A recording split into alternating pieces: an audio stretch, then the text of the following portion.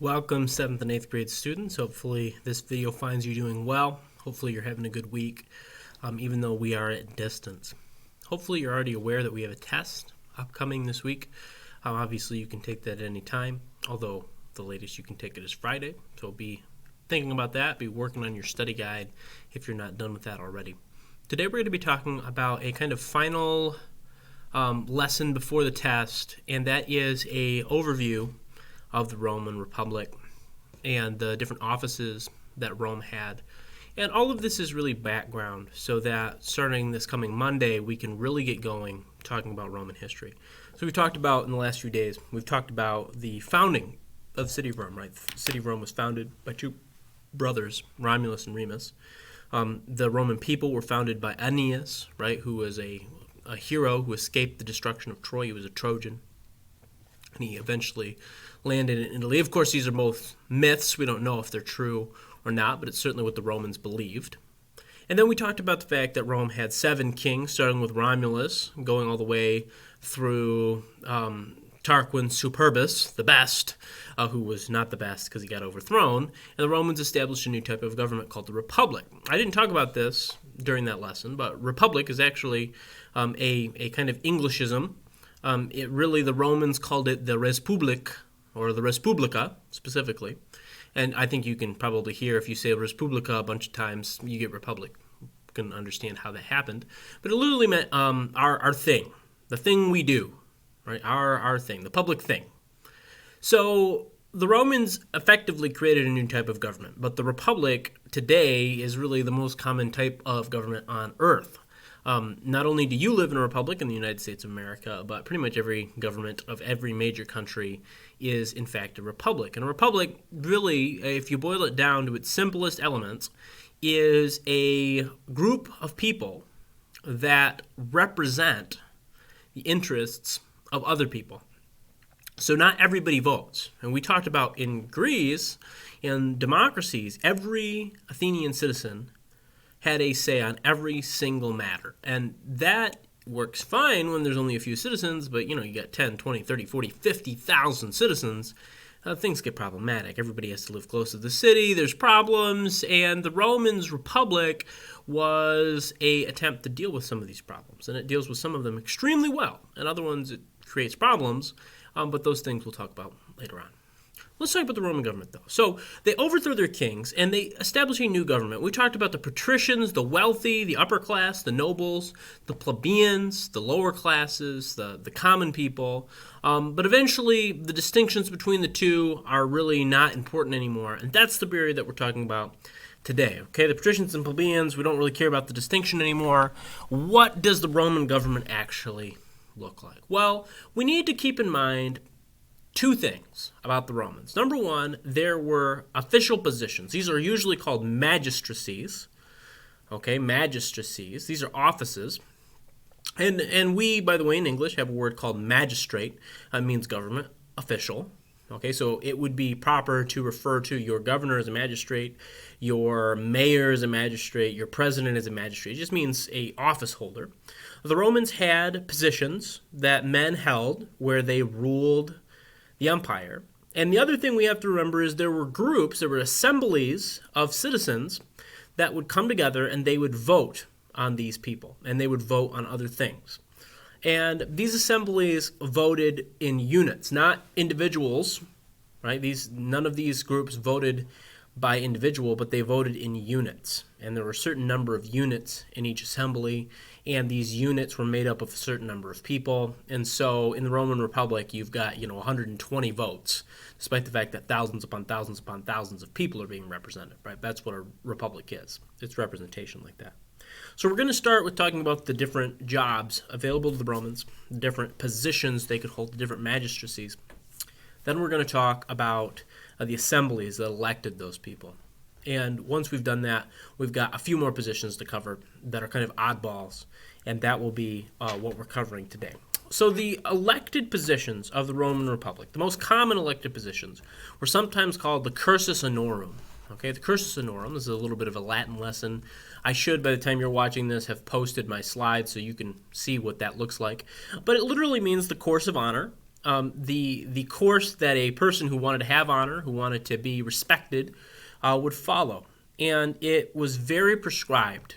Like, in order to get to the top position, which is called the consul, we'll talk about that in a second, you had to hold these other jobs. Everybody did it. Not because it was written down somewhere. Like, it wasn't written in a big plate that said you must hold all of these jobs to be consul.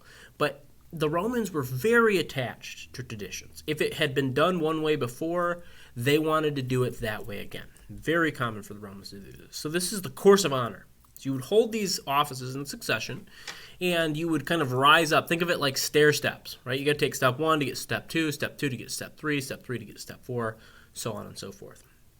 Now, if you were an ambitious young Roman man, sorry ladies, you are excluded, like many ancient societies, bummer. But if you are a Roman man, you are a full Roman citizen, then the first position available to you is that of quaestor. Okay, that's spelled Quaestor. The quaestor. The quaestor goes and his job is really a tax official. Okay, every government on earth cares mostly about one thing, and that is taxes. In order for a government to do anything, they have to have money, and acquiring money is probably the thing that the government, unfortunately, is best at. Okay, if you make money in the United States, the Internal Revenue Service will find it, and they will get their cut of your money. Okay, you can take that to the bank; they will get you. And the Romans, much like our modern day American government, had a lot of citizens, and they needed to get the proper amount of taxes out of those citizens. And so the first job that most Roman men held was the quaestorship. Okay, the quaestorship. Now, Roman officials were elected for a single year. Okay, a single year, so they could only hold the job for a year. And then there was usually a 10-year waiting period before they could hold the job again. Most people did not hold the same job twice in their life. Sometimes it happened, usually only at the highest levels. Right? You could be the highest position, a consul, 2, maybe 3 times. But you typically held the lower offices exactly once in your life. You weren't even eligible to be elected again for 10 years. And if you were doing well, you'd gotten elected to higher positions. And if you hadn't done well, everybody had forgotten about you and wouldn't vote for you anyway. So these jobs were held for 1 year, one time. Now, typically there were 10 quaestors, and these guys would be responsible for counting the money, making sure taxes were assessed properly, hiring people to go out and collect the taxes, which, by the way, later on in the Roman Republic were called the publicani, or the publicans, and you might be familiar with publicans from the Gospels. There were publicans extracting taxes from the Jews, and we'll talk more about that when we talk about Jesus and his interactions with the Roman Empire, but it's a story for another time. After the year of service, though, the quaestors are technically out of their job, but once you have served as a Roman official, and the quaestor is the first step, it's the first job, you then become a member of the Senate. And the Senate in Rome is really important, but it's different than our Senate in some ways. Our senators today, since World War I, are elected, meaning that every American citizen over 18 gets to vote for senator. Each state has 2 senators. That means there's a total of 100 senators in the Senate. In Rome, that's not how it worked. In Rome, if you had been elected as an official, the second you were done being an official, you became a senator. And there could be as many senators as there had been officials. And the only way, there were 2 ways off: dying, obviously you weren't a senator if you died, and something called a census, which census has two meanings in Latin. It means counting everybody, but it also means deciding who gets to stay in the Senate. They kick out bad members sometimes. If you were embarrassing, they'd kick you out. Okay, so once you've been a quaestor, you're in the Senate. Now, the Senate had no official power. The Senate didn't have any ability to write laws. But again, I told you, and this is really important, that once the Romans had done something one way, one time, they were obsessed with trying to do it again. In fact, they called this, but there's a Latin term for it. It's called superstition, right? If you've ever heard of somebody being superstitious, maybe you, while you're watching sports, are superstitious. Like, I wore mismatched socks the day my team won last year, so I'm going to wear mismatched socks again. That way my team wins again. That's superstition. I'm doing it the same way as last time because I hope that will result in the same thing. That's actually how the Senate had power in Rome. right? These are the people that had been elected to official positions. They were well respected. And if they did something, if the men of the Senate did something, then all the rest of the Romans tried to do it the same way that they did it. Or if the Senate was asked a question and the Senate said, well, I think we should do this, the people of Rome would do what they thought they should do, even though they didn't have any technical power to make them do it. That would be like going to one of the seniors, right? Somebody you really respect. Let's pick our class or our high school president, Ainsley, right? You go and ask Ainsley, hey, what do you think I should do about this? And Ainsley says, well, I think you should do this. And you go do it. Ainsley didn't twist your arm. She didn't send her troops to go make you do it. But you're like, I respect Ainsley so much that she said to go do this, so I'm going to go do it. Right? That's really what's going on here with the Senate. So once you had become a part of the Senate, you were also part of a pool of people that could be selected to go out and do a job outside of Rome. And when you got sent out to do a job outside of Rome, you were given what's sometimes called pro-imperium. Remember that we talked about during the discussing the Roman kingship, that power for the Romans was represented by this word imperium, right, which is where we get our word empire from. And in order to rule the Roman world, you had to have imperium. And if you weren't elected, you didn't have an imperium anymore. And so the Romans would basically just declare these former officials as people that had imperium. And so they were called pro-quaestors or pro-consuls. Okay, so you guys have already studied Julius Caesar a little bit. So when he's a pro-consul, he's been a consul before, and now he's out in the Roman provinces with the same powers as the consul while he's out in the provinces. Okay, so once you've held a job, then you can be a pro that job. Okay, so let's just use American terms. Once you've been a president, you could be a pro-president. Okay, kind of sounds weird. How does this work?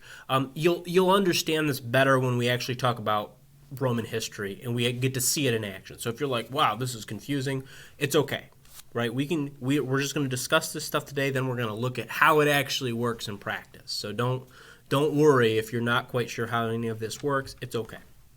So once you've held the quaestorship, once you've been a quaestor, the next job available to you is the job of aedile, which is spelled A-E-D-I-L-E, aedile.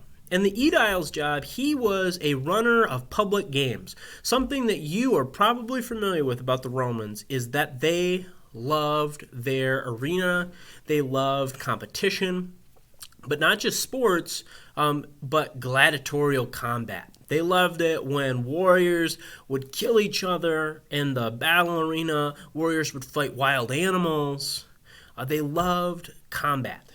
And this was really exciting. And remember, this is the age before cell phones, television, radio. You know, there was nothing to do.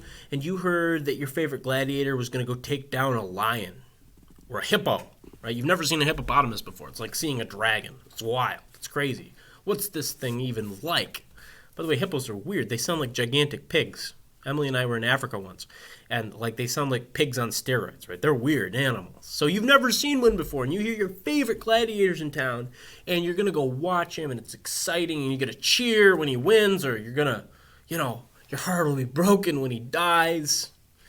It's exciting, and it's what you want to go do. Now, the aedile's job was to organize these things, and this was important because the Roman people had power. And if they didn't like decisions that were being made, they could overthrow a government. And we'll talk about some situations where that comes very close to happening. So the aedile's job was actually to keep the people relaxed, get out their anger on some gladiatorial games, distract them, right? But the other thing about these aediles is this is a great opportunity to get your name out there. Because when those people came to the games to watch the gladiatorial combat, they would be told who had brought these animals in. So this is the first hippo you've ever seen, right? Hippos live in the Nile River. It had to be transported across the Mediterranean Sea to the city of Rome. Big deal. This is really hard. And you hear Julius Caesar bought you this. You're like, wow, Julius Caesar must be pretty impressive. He got a hippo from the Nile to here. I don't even know where the Nile is, right? Roman citizen. He's never been outside the city of Rome. I don't even know where that is. That's really impressive. And by the way, tons of money would be spent. Aediles went bankrupt because they went nuts, right? They're buying everything. They're buying the craziest animals. They're giving everybody free bread. They're going nuts trying to make people like them by doing this. But I mean, they threw some wild gladiatorial combats. They were into horse racing or chariot racing specifically. And there were entire factions of fans. You know how you're a football fan of some team, right? Maybe you support the Lions. Unfortunately, they lose all the time, right? Or maybe you support some other team, right? There are sports teams in ancient Rome. The most famous are the greens and the blues. They had colors. So your racer had green on, the other guy's racer had blue on, and these fans would literally fight each other in the stands. When the green racer slammed into the blue racer, the green and the blue fans would start fighting in the stands. Like, oh, your racer got my racer. And, right, people would fight each other in the stands. This was exciting. So we've got chariot races. We've got gladiatorial combats. The Romans could even flood their stadiums and have naval battles inside the stadium itself, like full naval battles, full-size ships, full Greek triremes sailing around inside the Colosseum fighting each other, right? And people dying. And again, very exciting if you're not one of the people dying, obviously. That should be kept in mind, right? The Romans were okay with killing people. Not good from a moral perspective, but this is how it was like. And we'll talk more about this when we talk about Julius Caesar specifically, because he threw some monumental games. But that's the aedile's job. So the quaestor, he collects taxes. Boring. The aedile, he throws crazy parties and wild games. Exciting, right? And guys who serve as aediles, they're probably destined to go places, right? If you're going to have that job, people are going to know who you are. Problem is, it's extraordinarily expensive. This isn't like the U.S. government where you get paid for what you do. You actually have to pay to do this job, right? You're like, wow, that's a bad deal. But if you ever make it to the top, if you ever get to become consul, then you get fabulously rich. And we'll talk about that later. Now, the next job is the job of praetor. And by the way, there were age requirements for each of these jobs. For praetor, it was usually 26. For aedile, 30. For praetor, it was usually 34, 36, depending on the time period. So you had to wait a few years before holding these jobs. The next job was the praetors, and the praetors were like judges. You would present a legal case to the praetors, and they would make a judgment for you. Now, not every case was handled this way. There was also a court system with juries. So there were other ways to get your cases decided. But praetors were like judges, and they would go around the city and they would organize things, and they would enact laws. And if laws were passed or laws were decreed by the Senate, they would go and they would enforce them. Even though, again, the Senate has no actual right to make laws, the praetors would basically treat it like it was a law, right? So that's what the praetors do. They're judges. The praetors also, after they were done serving their 1 year, are the first level of guys that would go out and they would actually be governors of Roman provinces. Now, we haven't talked about the provinces yet, but the provinces are areas away from Italy that the Romans have conquered. So they'll conquer Spain, Sicily, Greece, Africa, France, the Middle East, Asia Minor, Germany, parts of Germany. We'll talk about all of this stuff later. But those are the places that these guys who had been praetors, they go out and they serve as governors. And this, by the way, is what you were aiming for, because once you've become a praetor, you can get rich. And how do you become rich? You steal it from those dumb provincials, right? Stupid Gauls, you're not Romans, I'm going to steal all your money. That's what happens. Unfortunate. We'll talk more about that. Finally, if you have served with distinction, if you are a fantastic general, if you were a stand-up guy, you could be a consul. And by the way, this is how this worked. Each one of these jobs, there's fewer and fewer of the positions available. There are 10 quaestors every year. There's 6 praetors, and there's 2 consuls. So just do the math, right? 7th and 8th grade has, right as of right now, 11 people in it, right? So if all 11 of you ran for quaestor, 10 out of the 11 of you would make it in. If you guys ran for praetor, only half of you would make it in. If you ran for consul, only 2 of you would make it in, right? So it gets more and more difficult to have the job the further along you advance. So the top position, people are fighting over hard, right? And this is what Julius Caesar eventually acquires. He becomes consul. Consuls were the most powerful men in Rome. There's two of them, and that's important to the Romans because the Romans hated kings. After they threw their kings out, they hated kings. They never wanted a single guy ruling over them, if possible, although they sometimes did have a single guy ruling over them. So they had two guys that had absolute power but could counteract each other. So there's two consuls. They can do what's called a veto of each other. So if Consul 1 says, we're going to have a big party today, Consul 2 can say, no, I veto that. We're not having a big party today. So they can cancel each other out. That's an important idea that the Romans have as well. Now, the question is, okay, so we've got these positions, and how do we, how do you get to become one of these guys? What do you do? Well, you have to impress the Roman people, because the Roman people get to come together and they get to vote. There's two main groups that get to vote that we care about. There's one called the tribal assembly. So everybody in Rome is divided into 24 tribes. Now, this isn't tribes in the sense of like all of these people come from the same area, all of these people have the same skin color. These tribes are basically like you. I pick you to be in tribe 22. Why? Because I said so. And you're in tribe 21, right? Camden, you're in 22. Trevin, you're in 21. Right? There's no rhyme or reason to it. Just you're in a tribe. And that tribe gets to decide how it's going to vote, and it decides by majority. So if 51% of the people in the tribe want to vote one way, the entire tribe has to vote that way. And so there's 24 votes total, and that's how it works. If that sounds similar to the American election system, right, we saw that last week, you're right. That's almost exactly how the American election system works because we took it from Rome. Okay, that's how it works. Now, the other group that matters big time for the Romans, and there are other assemblies, but we don't care about them. We're keeping this simple as we can. The other group that the Romans used to elect people was called the Comitia Centuriata. Okay, Centuriata. And what that means is the military assembly. The word century, we know, means 100, which was generally the size of a Roman unit. The century was like the smallest normal unit that the Romans used. But originally the word century really just means military in Latin. So the Comitia Centuriata just means the military assembly. And this is another way that the Romans had of voting. And remember that I told you when we talked about the Roman military that Roman soldiers had to provide their own weapons. And the job that you did as a soldier depended on how wealthy you were. So if you were wealthy enough to afford armor and a sword and a lance and a horse, you got to fight as a mounted warrior. You were rich. That was one type of fighting. And then, of course, if you could just afford armor and a shield and a sword, you fought in the legion. And if you couldn't afford anything, that you fought as a javelin thrower, a skirmisher, right? Those were the poorest people. But the military assembly is actually divided by each unit. So the richest soldiers, they're a unit, they get one vote. And the next richest soldiers that do a different thing, they get one vote. And so on and so forth. There's 120 votes available. But the bummer is that the largest group of people, the poor people, only got one or two votes. And the rich people got a bunch of votes. So this assembly was a little bit unfair. The richer you were, the more power you had in this assembly.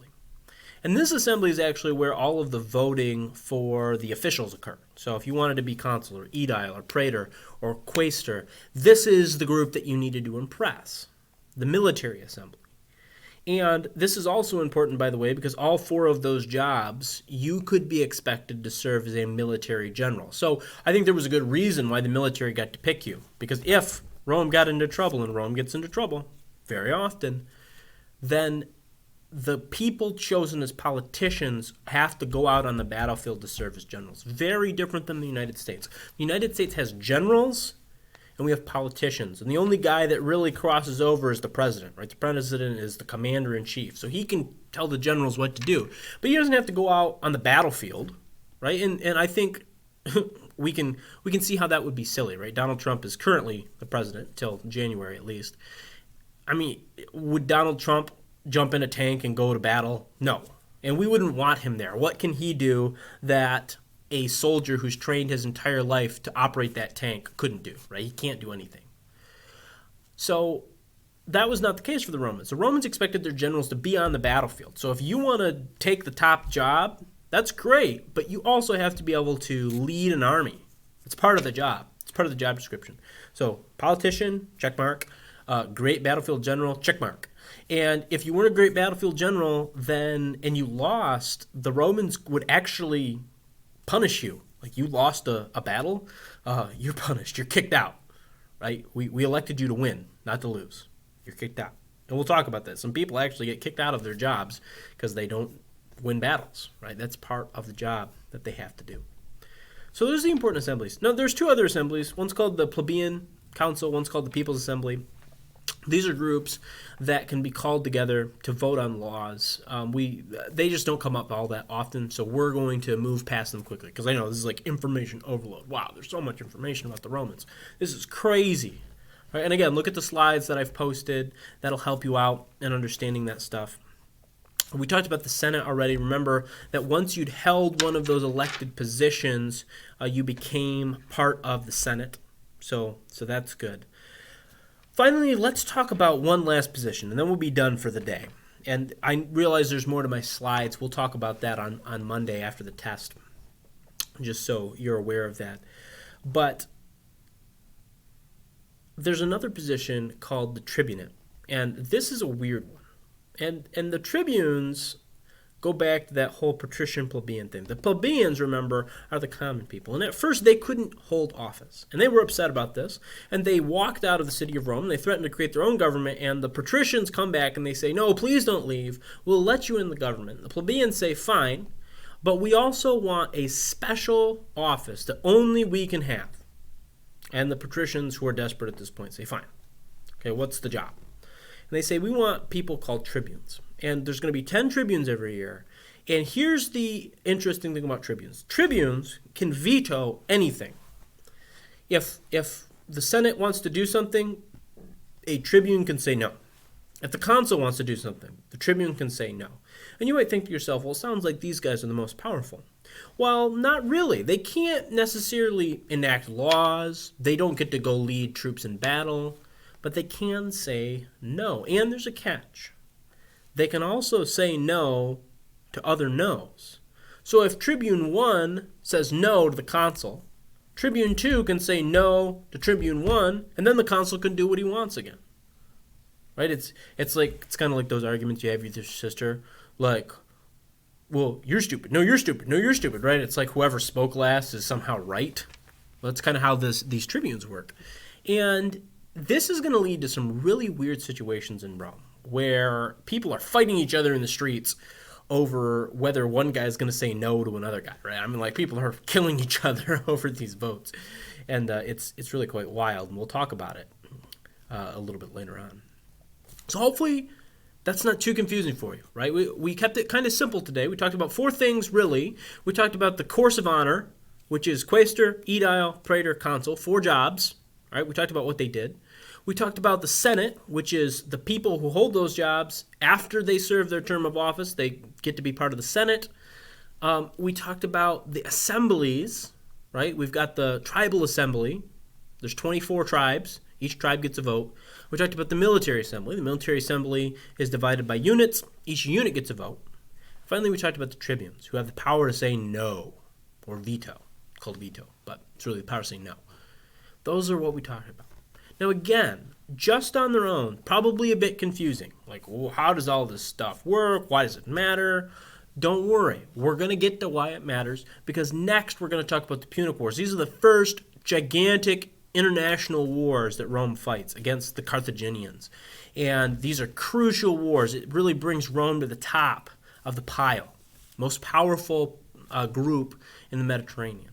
And then we're going to talk about Rome's wars for empire, how it expands to control the entire Mediterranean world. And eventually we're going to talk about Julius Caesar and how the Republic ends, and we have a new type of government called the Roman Empire. Right? This is where we're going.